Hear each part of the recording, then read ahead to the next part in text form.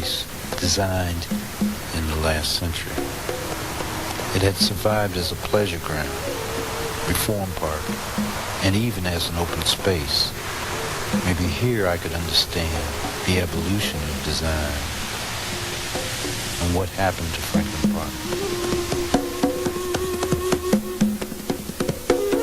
Well, just behind us, I think the camera can see fairly well, is Belle, commonly called in the black community Belle. And over the years it's been a place for recreation, for families to go on their family reunions, a place for blacks who are surrounded by concrete and tenements to get themselves out close to the water and really enjoy nature. It's the one place where they have access to the river, to trees, to the beauty of nature. Belle Isle dates from the 19th century, and it's one of the places in the city where blacks have always been free to go, and that's not true of all of the city of Detroit. I was talking to a neighbor recently who said that her family always chose to have picnics there because they knew they could go there without being afraid of being harassed, whereas in some other parks in the city, they were not so sure of that. So it's been around for a long time and a part of black cultural history for a long time.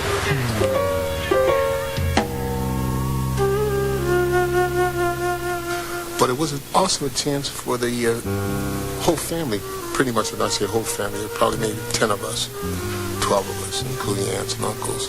We'd go to Belle Isle and people have a chance to sit around and, as I like to say now, they could tell lies to each other, and enjoy telling lies to one another, which was a way of communicating things that happened to them during the week, a couple weeks or whatever, and just sharing that. It was a nice thing to see people willing to share bits and pieces of their lives with one another. Well, it's coming back considerably.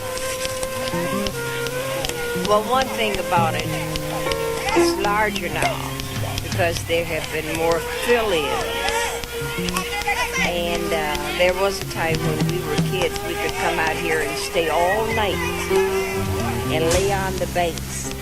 But you just have a curfew now. You stay just so many hours and you have to go in. And it was very beautiful then. We had a lot of beautiful flowers and things. And they've added quite a few things. But the old Belle Isle was the best. This is the only park that I come. This is the only park that I come because I don't believe this other park better than here. Always in here. Always in here. No, y mira que en Chicago todo es bonito también. Dice que si hay algo tan bonito en Chicago como aquí. Hay cosas más bonitas. No, como aquí, entonces ¿para qué vienes?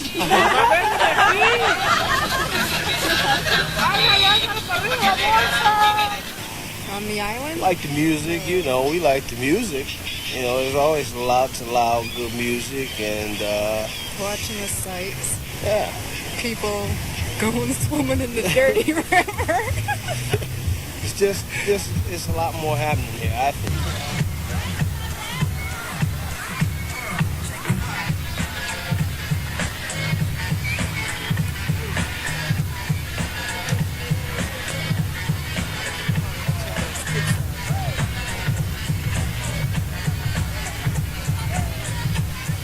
Yeah, because you bring the east side and the west side together here, everybody has a good time, most of the time.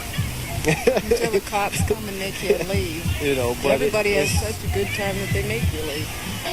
From where I'm from, the younger crowd is the crowd that's a trouble type of crowd.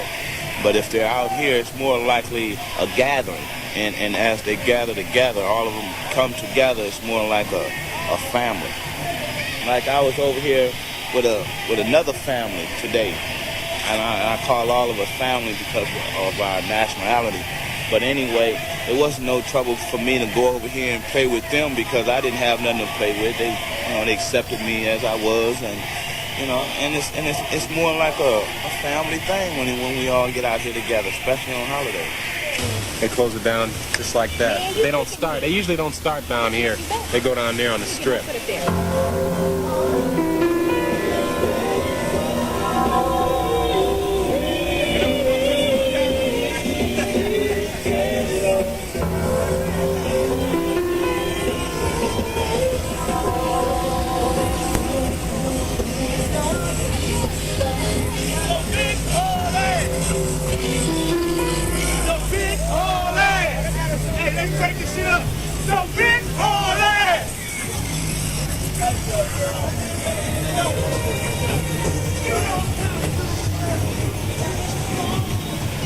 And that's when they'll start saying, "Oh, it's time to go. Good night.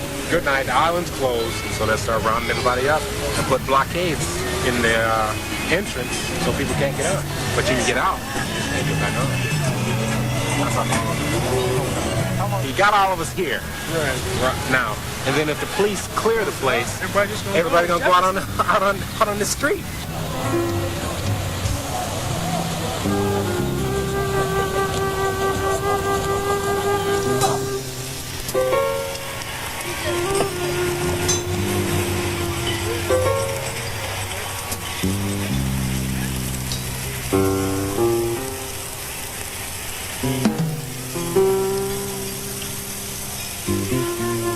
Barbecue ain't done.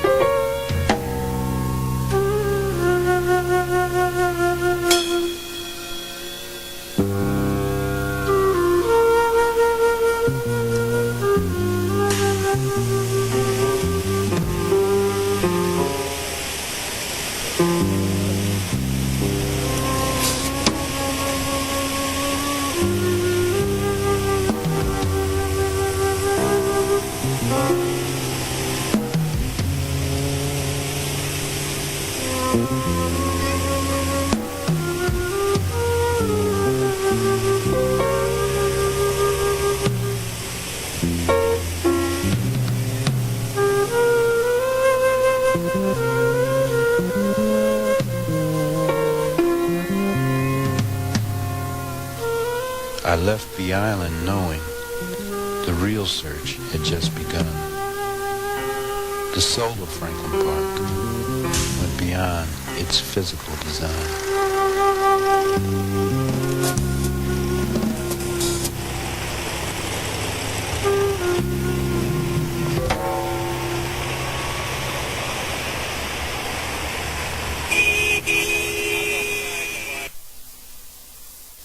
Was it silenced?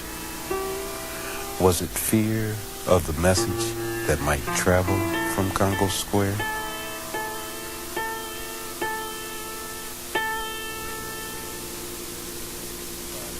The mystery inspired me to rediscover Belle Isle as a reform park during the years of the Great Migration North.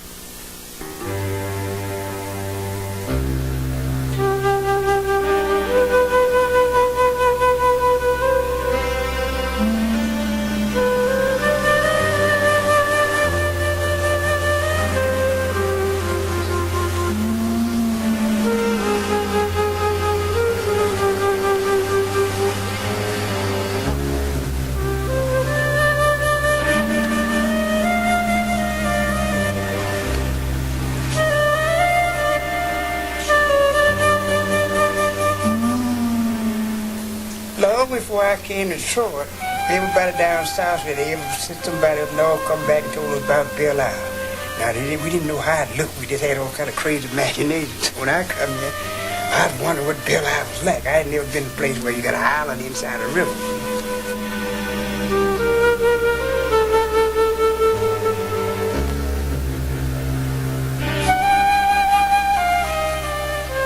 Now, in the meantime, you got to remember, this is World War II, Bill. All these different ethnic groups was coming, whites and blacks was working together for the first time in history together. I mean, right on the line and shoulder to shoulder, must to must, and all that stuff.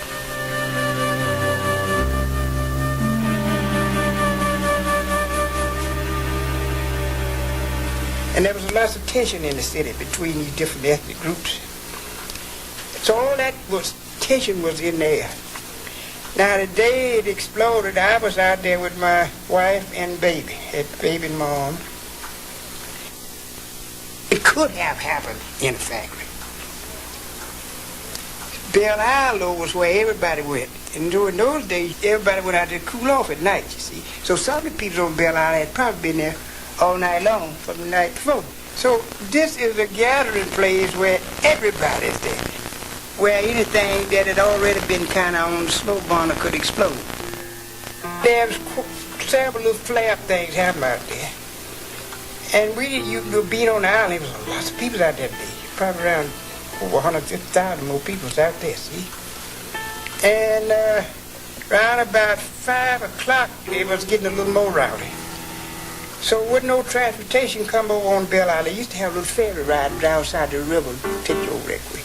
They cut out all the transportation, so everybody had to walk out of Belle Isle that didn't have a car. They said that somebody threw a baby in the river. Now whether that happened or not, I don't never know. But that night all hell began to break loose all over the town.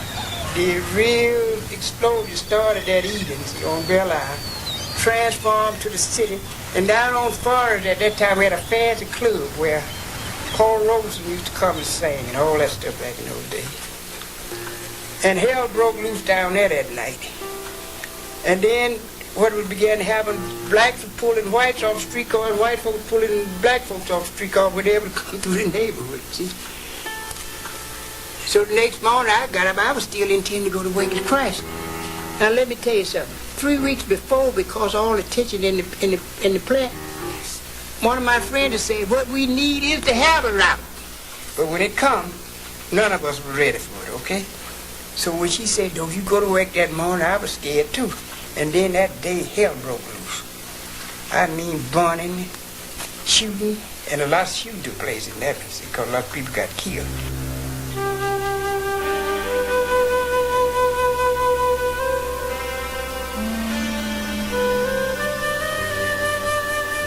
The tension, I think, across the country was tremendous during that period, and we had what we called it a demonstration in Holland the same year.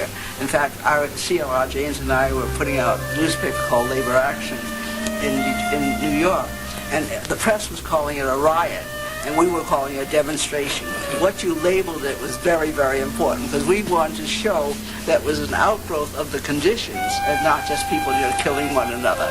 And of course, here in Detroit, we heard about what was taking place in Detroit because Detroit was known as sort of up south. The segregation was tremendous.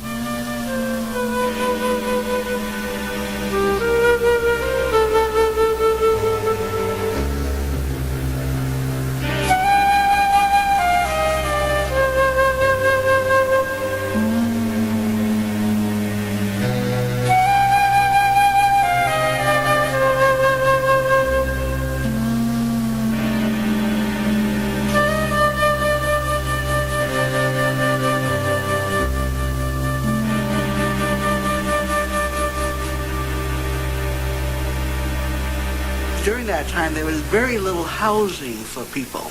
People were renting rooms, and so you'd have your whole family in a single room, in a rooming house. This was white and black. And there's, so that you'd go to Belle Isle to sort of relax. I don't think the actual fighting began on the Belle Isle Bridge, but it really took place up and down Woodward Avenue, because on one side of Woodward Avenue was Cass Corridor, which was where the white folks lived. On the other side of Woodward Avenue was the valley where the black folks lived. And the blacks particularly were very, very hemmed in. And it was just waiting to explode, actually, because there were very few places where they could get housing. One of the reasons why you just don't call it a riot was that as a result of this explosion, housing began to open up to some degree.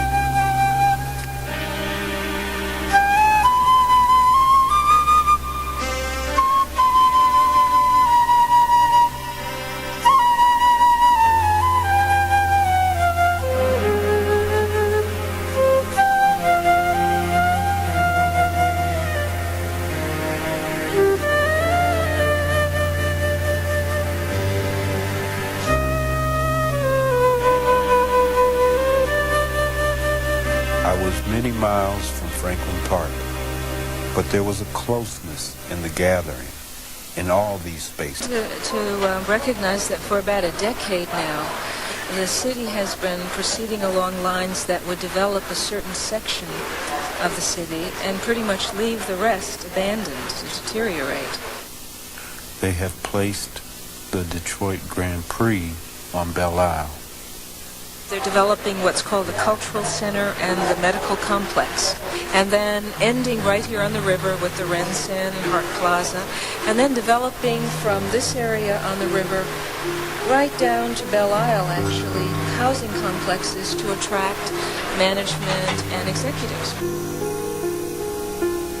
Henry Ford was very much invested in this idea of the Renaissance Center being this symbolic reclaiming of the downtown area. He organized a consortium of 28 banks and 51 corporations to fund the building of this Renaissance Center.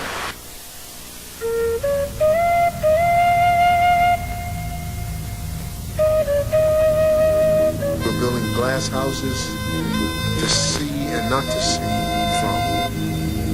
And this was my impression of when I first moved here. It's called Out My Window. The oyster-shadowed sky coughs red-orange, fire that tongues the morning as white incestuous clouds move together. Rensen, one large word processor, never stops, blinks messages back and forth from its silver-black rampirds. Sand dune, Blue Cross Blue Shield sits patient and waits for another opinion. 1,300 eyes Lafayette with quiet disdain as it peeks from its penal colony gray wall. Chrysler School. Portman understood that his job was to attract ruling class, corporations, people of power back into the city, and he had to come up with a structure that would do that, that would make that kind of a statement, really an imperial statement, a power statement, a control statement, and that's in fact what he has done. Stacks of Seven Sisters. Then Lake St. Clair drops to the end of the world. The atrium is a very important design feature for John Portman. He's used this particular feature in practically every building that he's put up around the world. San Francisco, Hong Kong, in his own town, Atlanta, and here in Detroit. He worked for a while as a designer of department store spaces. Department stores from the 1900s included what they call the rotunda. And the rotunda, which was the big open space with light streaming down, often with elegant chandeliers hanging, was thought to give people a sense of the expansiveness of space, to make them feel an illusion of grandeur as they entered a building, and also to sort of invite them up and into whatever the store was trying to get them to buy. An effort to sort of bring the illusion of naturalness into these closed, protected environments that have hundreds of security people operating in them, and to give the users this sense, well, yes, I can enjoy the feeling of a waterfall, the feeling of light, the feeling of plants and trees growing, and I don't have to be outside where I'm more vulnerable. It's definitely a private space intended for use by a certain class clientele. Well, I think the shopping mall has kind of taken the place of a neighborhood park by default. People are there to spend money, and they're there to walk around and show off their wares. You know, their Nikes and their jogging suits, and they're there to take it if they can't buy it. I don't like malls myself, the sort of homogeneous sort of development that they create. But I think a lot of people do enjoy doing that. That's become a pattern for their life in a way. I mean, that's what they do on the weekends. You hear teenage